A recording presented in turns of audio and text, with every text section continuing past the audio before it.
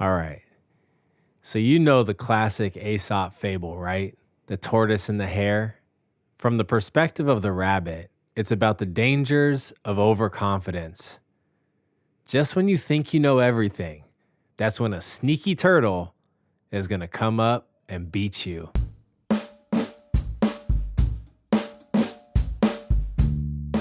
Building a brand is a marathon, not a sprint.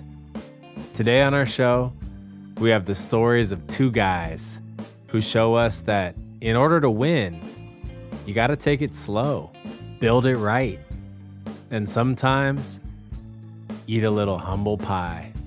My name is Ruben Lee. Working Sunday, y'all. You got to do it.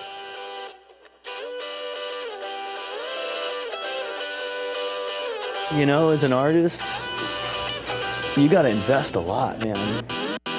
Because maybe I die and then what? Things are worth more money? Who cares? It doesn't matter to me. It's like, what's the difference between 150 million and 250 million? I have definitely experienced bouts of potent insecurity. The feedback that I got was, oh, it's really great, but there's no market for Asians. I mean, I really mean it when it's Small Business Day. Like, it means a lot more to me, I think, than someone who hasn't experienced what I did. Chapter 9, Truck Torrence. I got serious about my art. So, in the very beginning of this series, we talked about the distinction between a freelancer who's working anonymously and a working artist who sells work under their own name, their own brand. But really, how big of a difference is there? Well, the decision to begin focusing on his own branded style has earned Truck Torrence a following of nearly 100,000 fans on Instagram. I caught up with Truck at the end of DesignerCon, where he had worked about 10 hours selling his merch and meeting his fans. How'd your day go? I'm very tired. Have you ever seen RoboCop? I have seen RoboCop, but it's been a long time. There's a scene in RoboCop where a guy gets doused with toxic waste and he goes up to his other, and he's like melting, and he goes up to his friends and he's like, help me. And that's kind of what I feel like right now. Yeah. Fuck, man. I know I was telling him I've done convention booths before, so I know that level of tired. It's utterly draining to stand behind a desk all day and be friendly to strangers. But despite that, Truck Torrence was willing to push through and do this interview for us after hours. I realized after talking with him that pushing himself out of his comfort zone is kind of a theme for him. And he's been at this design thing a long time. I started working as a graphic designer and a web designer when I was a teenager. But you know, when I was a kid, I wanted to be a comic book artist. Like, I wanted to work at Marvel Comics.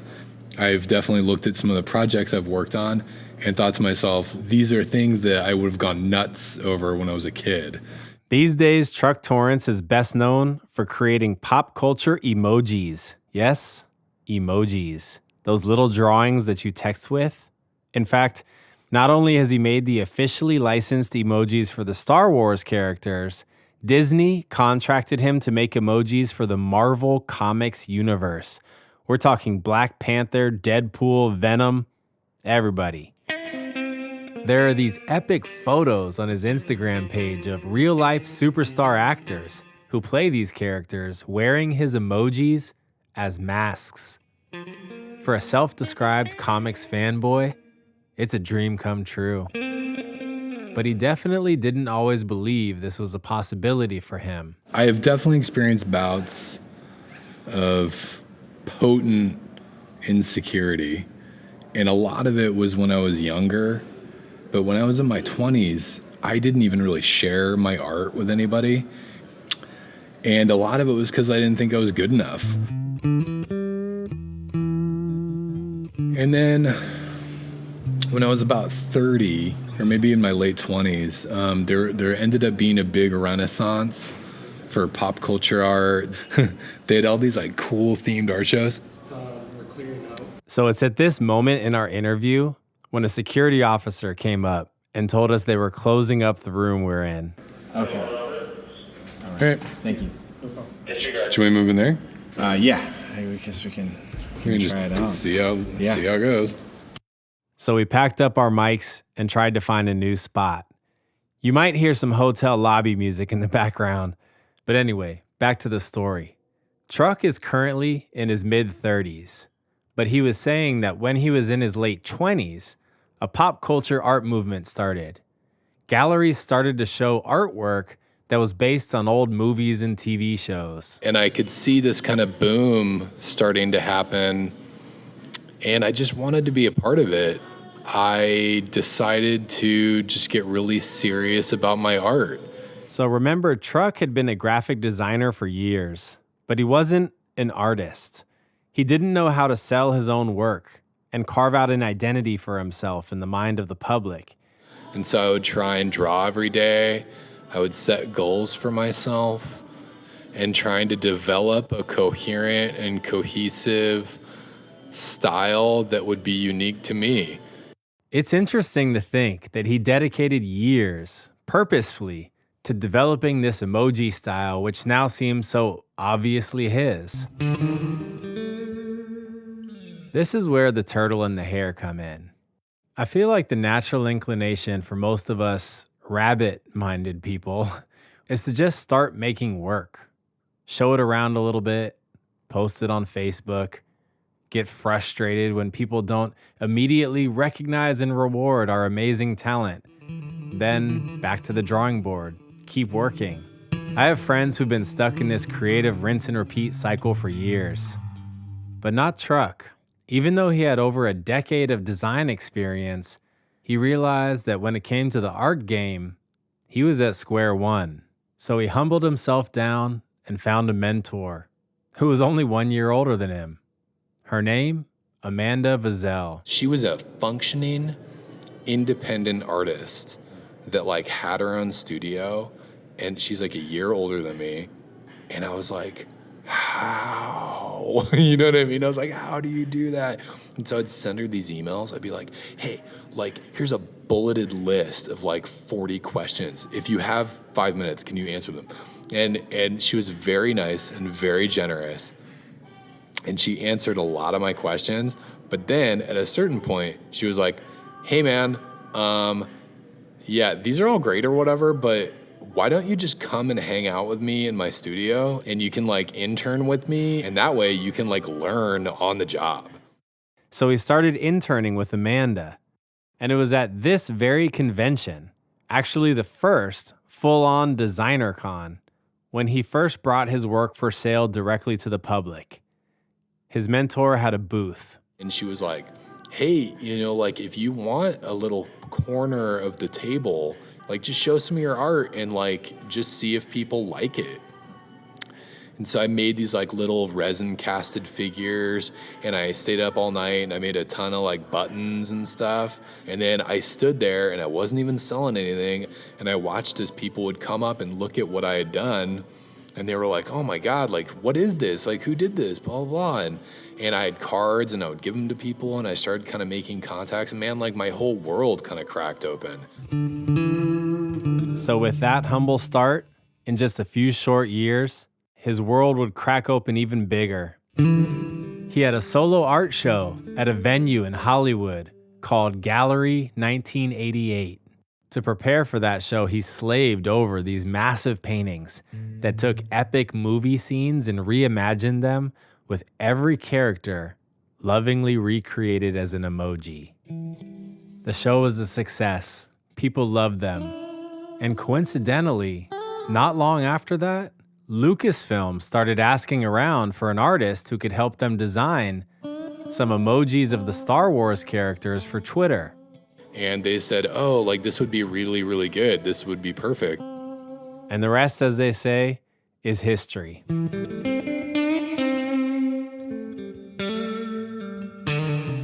And now he's going home to rest up for another long day on the grind tomorrow. I mean, I'm very tired. Yeah. I'm very tired, but I mean, this is cool. I like talking about my experiences as a working professional artist, if it helps someone else understand that they can do it too.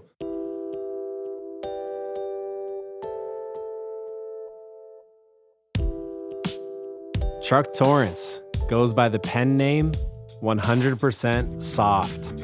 If you want to find him on Instagram, just type in 100SOFT. Chapter 10. Eric Nakamura, Be the Tortoise. You know, in high school, Eric Nakamura was not picked most likely to succeed. I wasn't the best athlete. I was not the best student. Part of a pack, never a leader or a creative guy or anything. I feel like looking back, I was probably just super boring and forgettable. My mind was still scrambled and I was trying to unscramble it.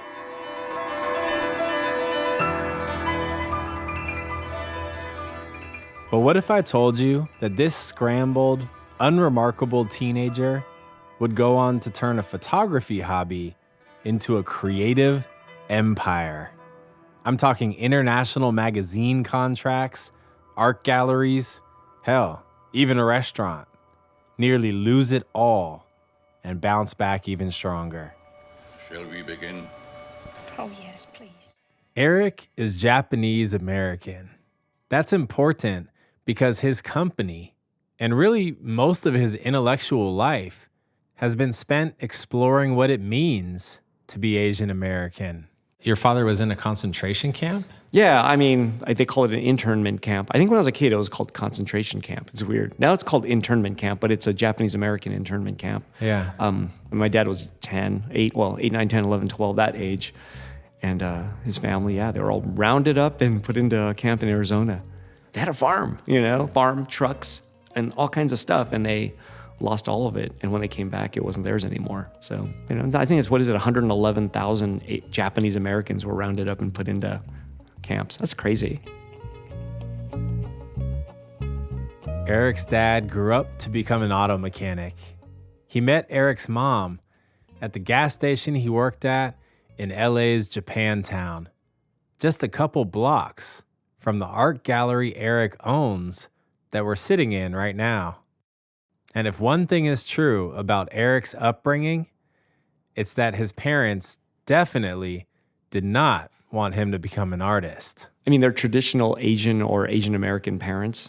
They want the best. I mean, they want you to be a lawyer, doctor, just whatever makes money, I think is the bottom line. But when Eric graduated from high school, he had a different path in mind. I worked at a photo lab. I loved it. I loved photography. I think I fell in love with that in high school. We're talking 90 or 89. I printed photos for people in a darkroom.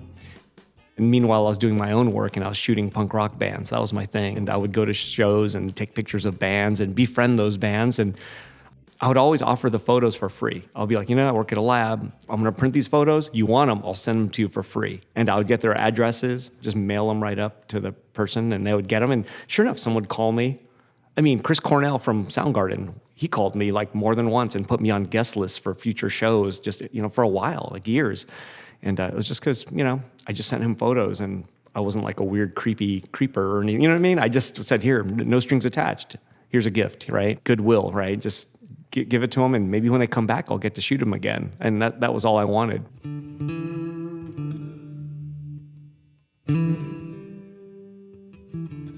Photography was a mad hobby, but that was like the first time I think I found something that was creative and different. Developing his photography hobby into a business wasn't a fast boil. It was a slow roast. Many years later, after community college, and after a degree from UCLA in Asian American Studies, Eric launched Giant Robot. It was a super simple idea, a low-budget zine featuring his photographs alongside interviews and articles that documented contemporary Asian and Asian American culture. But he struggled to connect with his target audience.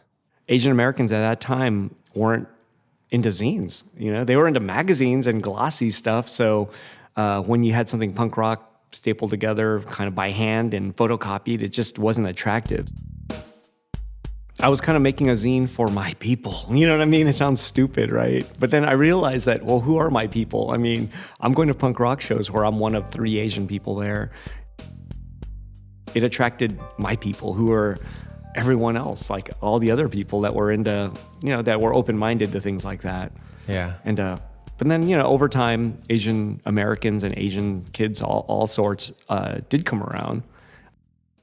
So he was selling issue number 1 hand to hand. And he also submitted it to a bunch of bookstores and record shops, hoping for some shelf space. But a lot of them had criticisms. A lot of them didn't know what it was. A lot of these companies had one person that would just be like, they were the deciding person. It's a big responsibility. Yeah. Because you could say no to somebody that's really great just because you're having a bad day or you spilled your coffee, right? So it's at your luck, I suppose, to get that one buyer interested in your work.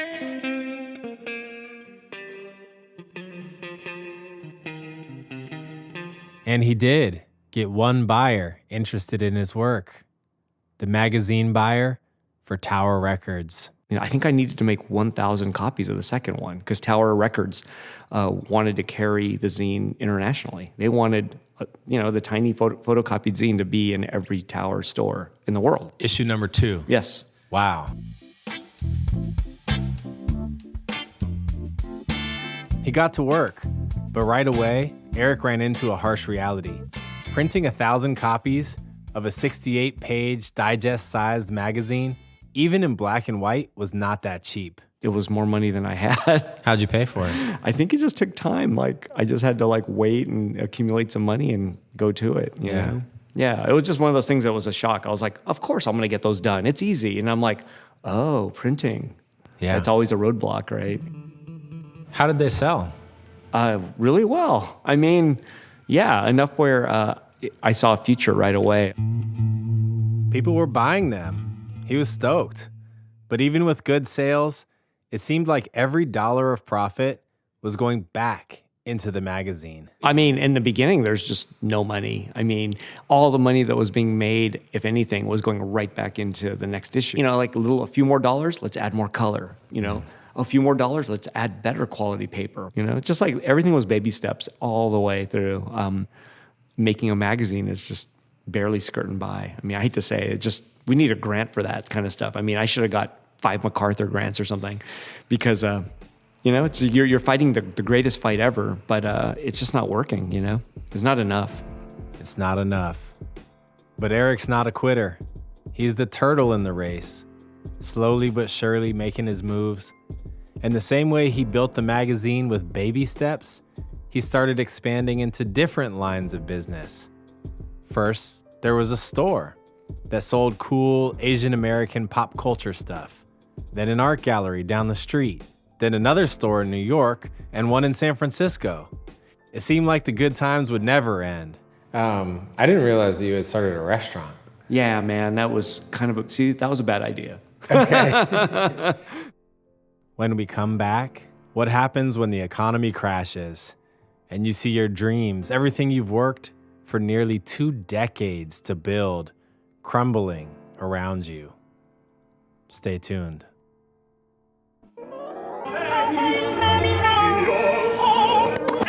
This is one party that just has to turn out.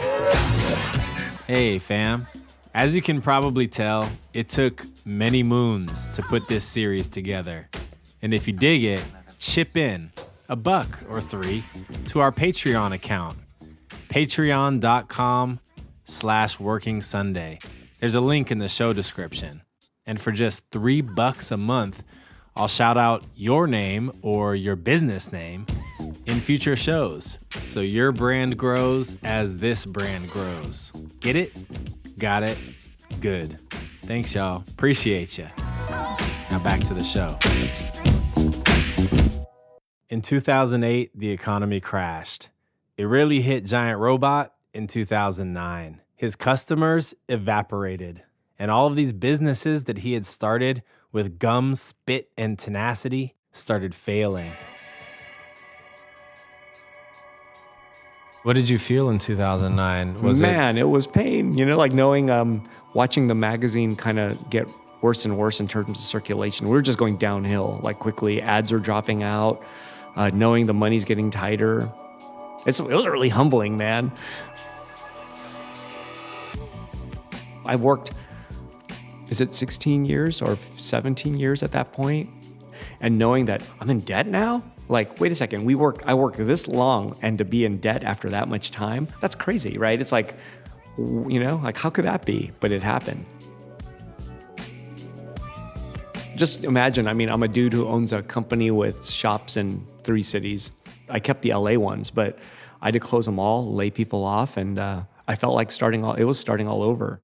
So the economy obviously was beyond Eric's control, but the mistake he made was to try to keep the stores open for as long as he could. He had built his company with a punk rock mentality. Do it yourself, be creative, use what you already have.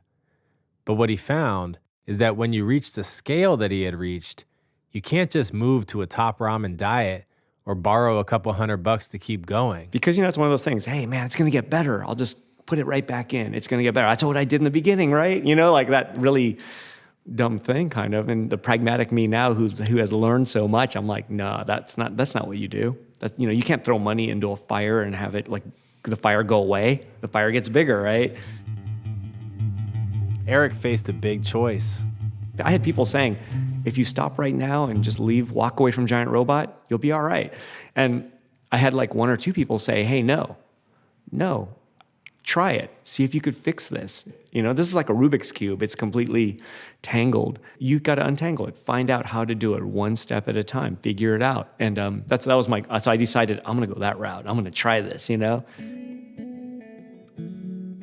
The first thing Eric had to do was stop the bleeding. He folded the magazine, closed the stores in other cities, canceled the leases, and sadly let the people go. Then he could refocus on maximizing profits from the stores he had left, which he could manage himself because they were close to home. I had to learn every aspect of my own business, which I didn't even know, right? Everything. And then it took about 2 years. Eat humble pie, pay off all the debts, work harder than ever, and learn more. And made a comeback. You can just hear that positive energy in Eric's voice. And one of the ways Eric kept the Giant Robot brand alive and thriving during the rebuilding period was bringing that positive energy to collaborative projects. Everything from producing films to guest curating art shows with Asian American themes at major museums like the Worcester in Massachusetts or the Oakland Museum of California. You also made a freaking car. Oh, yeah. How do you get to make a car? Again, those collaborative projects, That was with Toyota Scion. I got to design a car, really ground up. I met with a fabricator and we talked for a while, and he happened to be a fan of Giant Robot, so we got along right away. This idea of building together with his community, it seems so simple. And his secret to not being caught up in an ego trip, it's kind of like when he did his photography back in the day. He doesn't set these ambitious personal goals. He just wants the opportunity to continue the collaboration. Never had a written goal, period. The idea was just to keep going. I think that was the idea, is just to keep walking or keep jogging, and the race keeps going, I hate to call it a race. It's not really a race. It's just a process. But I love this analogy. I talk business with some people, and I call people it's almost an insult, but I go, oh, you're a hare. You're the rabbit. You're just here to make the quick buck, and you're going fast as you can, making the quick buck, and then you fall asleep before the finish line. Meanwhile, I'm just cruising along every day. I'm passing you up, and I'm watching you sleep on the side of the road because you just burned out, And do you think part of that is just age and experience? Yeah, and having been the hare in the past and yes, and having burnt out? So I gotta admit, I've been the hare in the past, yes. But here I am, year 23. I'm still the turtle, I think, or I'm now definitely the turtle. And it feels good. It's the right way to go for me. There could be a third and a fourth and a fifth and whatever, a different techniques to doing business. Yeah. I don't know. My way's the turtle. Yeah. Yeah, and that makes me happy, actually. Because, I'm looking forward to the next day and the next day and the next day.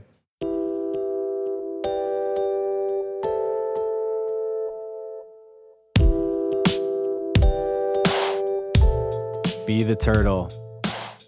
That's Eric's secret sauce. But seriously, I learned so much, and I'm more appreciative of business and understanding what a small business is, supporting other small businesses. All that crap that you hear about, like Small Business Day. I mean, I really mean it when it's Small Business Day. Like, it means a lot more to me, I think, than someone who hasn't experienced what I did. But who knows? Maybe everyone should just be thankful. If you have a small business and you're like doing it, and be thankful. It's a really awesome thing to be doing.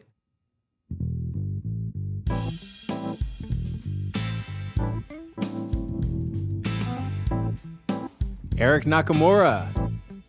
Not only are his 2 locations thriving on Sawtell Boulevard, but he recently got elected to the neighborhood council. He's now the small business rep for Japantown's 29,000 residents. You'll also be happy to hear that he and his team have relaunched Giant Robot Magazine. Online this time, of course, but it's for real. Go check it out at giantrobot.media. Now make sure to stick around after the credits for a sneak preview of our next season. Friends and family, much love. We'll see you next time here on Working Sunday. Music and mixing by William Mandel. Major editing support by David Fox, Emily Shaw, and Eric Silver. Amanda McLaughlin at Multitude Productions helps us hustle. And produced by me, Ruben Lee. Recorded in LA's Japantown and right here in Oakland, California. I mean, I made a magazine. Those are great experiences, and had fun working with friends, doing traveling, writing articles. But I think looking back, the most fun and challenging was to get out of debt and rescue the stores. That was the most challenging thing and most rewarding, I think, and in a sadistic way, I think, actually fun.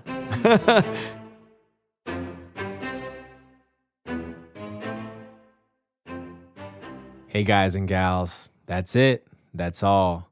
Just one last reminder to head on over to patreon.com/workingsunday. I know. It's only $1 a month. No big deal, right? I might do it later. But just think, that dollar multiplied by all the other people just like you could be enough to keep this show going. You've got the power. Patreon.com/workingsunday. Big thanks. Now we're back on the grind, working on the next season, Colorado Craft Brewers. That's right. We headed to the Rockies and found a community with the creativity of artists and the discipline of scientists. The industry has exploded over the past decade, but success has meant the trust is getting a little shaky. Corporate giants are muscling in, and nobody knows who's going to get bought out next. Coming spring 2019. See you soon.